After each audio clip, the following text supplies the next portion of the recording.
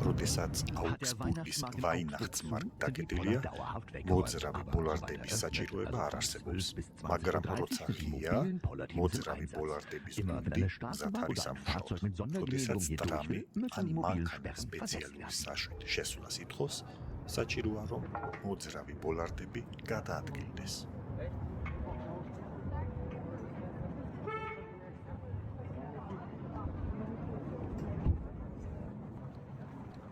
როდესაც ტრამი მოახლოვდება, სასწრაფოდ უნდა გადაისურვდეს გზა. ესე იგი საჭიროა 350 კილოგრამიანი ბოლარდი სასწრაფოდ გადაადგილდეს.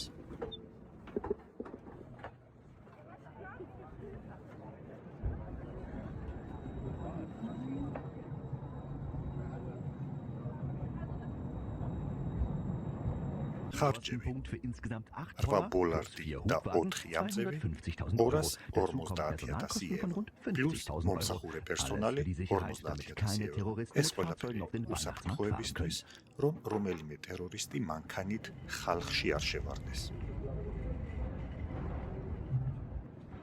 როგორც ხედავთ, ძალიან დიდი სტრესია მომსახურე პერსონალისთვის, როდესაც ორი ტრამი ერთდროულად მოდის 64 საათში ბოლარდის აწევა, გვერდზე გადაწევა, ადგილზე მიტანა და თავის ადგილას ჩამოწევა.